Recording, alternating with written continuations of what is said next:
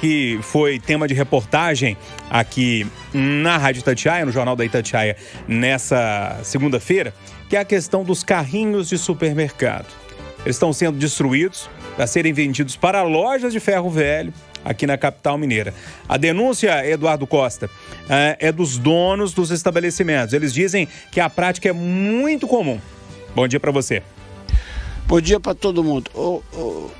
Meu caro Júnior, nós estamos vivendo um tempo muito difícil. Eu estou até fazendo um apanhado que eu pretendo discorrer a respeito hoje à noite, no nosso Jornal da Itatiaia Noturna, da quantidade de ocorrências nesse fim de semana envolvendo moradores em situação de rua. Brigaram por causa do filhote de cachorro, um matou outra facadas. Brigaram por causa de não sei o que, incendiaram a fachada de um laboratório. Aí na Lagoinha, nesse campo de concentração aí debaixo dos viadutos da Praça Vaz de Melo, o cara atravessou, como atravessam sim, o danado e tal, assassinato e morte. O Renato e os netos estão acompanhando agora, roubaram fios do Detran. O outro foi tentar roubar cabos elétricos do Otto, queimou. Nós tá fora de controle. É igual esse negócio do carrinho de supermercado. Ministério Público, Defensoria Pública, Direitos Humanos, toda essa gente que não se reúne com essa prefeitura omissa, com esse governo do estado omisso, para tomar uma atitude, com essa Câmara Municipal omissa, toda essa gente que não se reúne, que não discute o assunto seriamente, fica arrepiada quando se fala, por exemplo, que a PM vai tomar um pedaço de cano que está na mão do morador em situação de rua e que, evidentemente, para que serve um pedaço de cano? Ou para ele bater na cabeça do outro e matar, ou para ele arrombar a loja em frente à qual ele está durante o dia. E o resultado é que o dono do estabelecimento fica absolutamente sujeito a tudo. O morador fica absolutamente sujeito a toda sorte. Faz sexo, faz cocô, faz xixi. Fim de semana, uma loja recém-inaugurada, a vendedora saiu correndo atrás de uma dessas mulheres, usuária de drogas, que ela está levando 2 cuecas na mão. Então, está fora de controle. O carrinho de supermercado. Em tese, carrinho de supermercado não devia estar na mão de morador de rua. Não devia. Mas muitos defendem e eu respeito. Falar, aquilo é a casa dele, ali que ele põe as coisinhas dele. Só que, com muita frequência, a gente vê colocar também corpos, a gente vê colocar droga.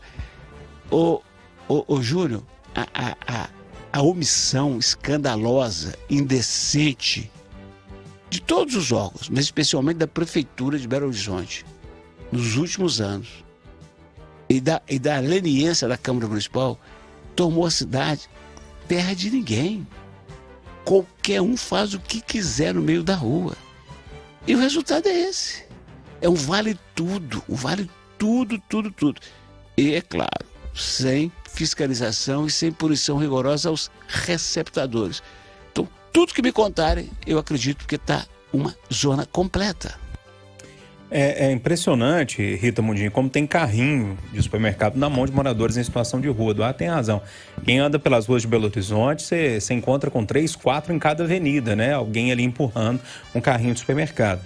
Eu fui dar uma olhada aqui, Rita, no preço de cada carrinho. Enfim, gira ali em torno de R$500 um carrinho de supermercado. Depende do modelo, tem uns de 2 andares e tal, alguns mais chiques, mas uma média ali de R$500. Pelo tanto que eu vejo nas ruas, eu acredito que esse prejuízo para as redes varejistas é um prejuízo gigantesco. E acaba que nós, clientes, pagamos no final das contas por esses roubos também, né? Bom dia para você. Bom dia, Júnior. Bom dia a todos. O problema, como disse o Eduardo, é um problema estrutural que deveria ser combatido com uma política pública. Nós estamos vivendo uma época de inflação muito elevada e a gente está até aqui na pauta, estava olhando aqui, eu não quero misturar os assuntos, mas o Brasil está padecendo de um problema sério, que é de mão de obra qualificada para preencher empregos hoje que exigem, no mínimo, um certo conhecimento de português e matemática, coisa que tem faltado à maioria dos brasileiros. Quer dizer, o ensino no Brasil, ele foi largado em segundo plano durante muitos anos. Então, essa pandemia que trouxe a tecnologia, que trouxe a necessidade de mão de obra um pouco mais qualificada para o preenchimento de cargos, está fazendo com que os grandes centros sejam supermercados da pobreza. Os supermercados da pobreza de pessoas que não têm, né, dessa mão de obra desqualificada, sem que tenha condições de acessar qualquer tipo de emprego. Então é necessário construirmos juntos um escudo social para abrigar, para orientar e para recepcionar essas pessoas que estão aí em condições de miséria pelas ruas. E as ruas pertencem a todos, né? São instrumentos públicos, né? São equipamentos públicos, as praças, as ruas.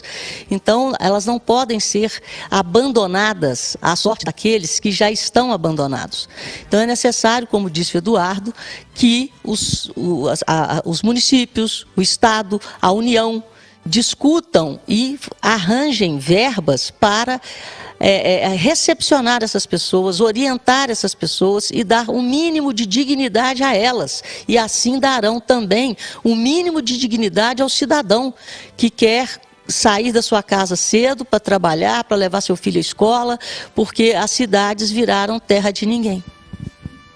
Ô Lucas Ragazzi, até agora a gente já olhou para essa situação de algumas formas, né? O Eduardo falou aí da situação humana, econômica, a gente comentou um pouco também da questão econômica, da questão criminal, enfim, são vários pontos de vista, né? Como é que você lê essa situação? Bom dia para você. Perdeu o contato com o Lucas Ragazzi. Fazer o seguinte, vamos pular de tema. Oi. Deixa eu aproveitar 30 segundos do Ragazzi. Fazer um apelo direto ao Fuad Noman.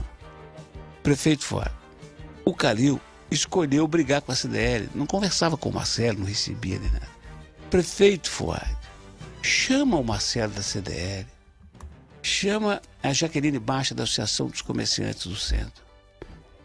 Chama o Gabriel Azevedo, que é o mais, digamos, ativo lá na Câmara dessas questões, mas outros que quiserem, a Nelly, sabe? Gente, vamos discutir, vamos pelo menos fazer uma reunião. Se não tiver solução, não tem. É igual outra coisa, Júnior, que eu preciso falar aqui, que eu falo na rádio todo dia. A polícia, Júnior, ela não tem gente para ser onipresente. Então a polícia tem que fazer blitz. Seja blitz da lei seca, né? Nesses feriados não tivemos notícia nenhuma. E seja para verificar os veículos pesados. Toda hora um caminhão sem freios. Agora de manhã um Antônio Carlos foi bater num ponto de ônibus. A mão de Deus está salvando, mas vai acontecer uma grande tragédia. E o secretário de Segurança Pública, o comandante-geral da Polícia Militar, o chefe da Polícia Civil, os caras ficam absolutamente alheios à necessidade de fazer blitz, Júnior. Situação cada dia mais complicada mesmo. Ô Ragazzi, como é que você lê toda essa situação envolvendo aí? É apenas um sintoma, né? Essa questão dos carrinhos de supermercado. Bom dia para você.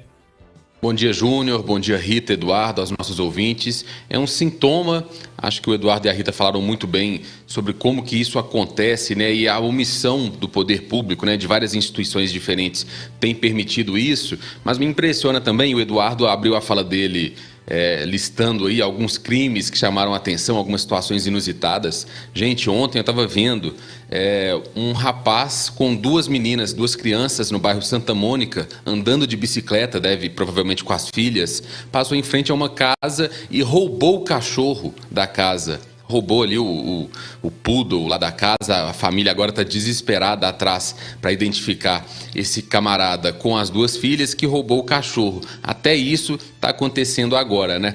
Agora, para focar nessa parte dos moradores de rua, Lógico que isso é uma questão de política pública, como disse a Rita, e é um desafio para as grandes cidades, né? Porque você não tem uma solução ali tão decisiva sobre essa questão dos moradores em situação de rua. Não dá para você pegar e colocar em algum canto da cidade, isolá-los, né? Criar uma cracolândia, igual é feito em São Paulo, mandar para outra cidade. Isso aí é inviável, isso aí não traz uma solução. Pode até parecer uma solução momentânea ali para setores da cidade, mas não é o que funciona. Também você não pode levar compulsoriamente esses mendigos, né, essas pessoas em situação de rua, para centros de reabilitação. Você não pode forçar ninguém, você não pode prender a pessoa só porque ela está na rua, né, sem cometer ainda um crime. Então, uma situação muito delicada, é necessário muito debate, como disse o Eduardo, necessário a presença e a discussão da Câmara, da Prefeitura, da Polícia Militar, também de instituições aí para pensar em políticas públicas para ajudar essa população muito carente, né? E impressionante como que aumentou o número de pessoas em situação de rua em Belo Horizonte nos últimos anos. Você não passa por uma rua na cidade sem ser abordado ali por vários moradores de rua. Você não senta num bar na calçada hoje em Belo Horizonte sem toda hora passar um pedinte. Tá uma situação impressionante mesmo. E voltando só um pouquinho no tema anterior, eu acho que é necessário urgentemente o cadastramento, criar as estatísticas dessa população de rua, como que ela aumentou, por que ela aumentou e quem que está engrossando esse caldo. Porque a partir do momento que você tem dados, você tem condições, matéria-prima para tomar decisões e ações para solucionar problemas. Então, da mesma forma que a tecnologia pode, inclusive, utilizar na identificação, no rastreamento da população de rua de Belo Horizonte, a gente espera que a tecnologia seja usada em favor da humanização na distribuição de medicamentos.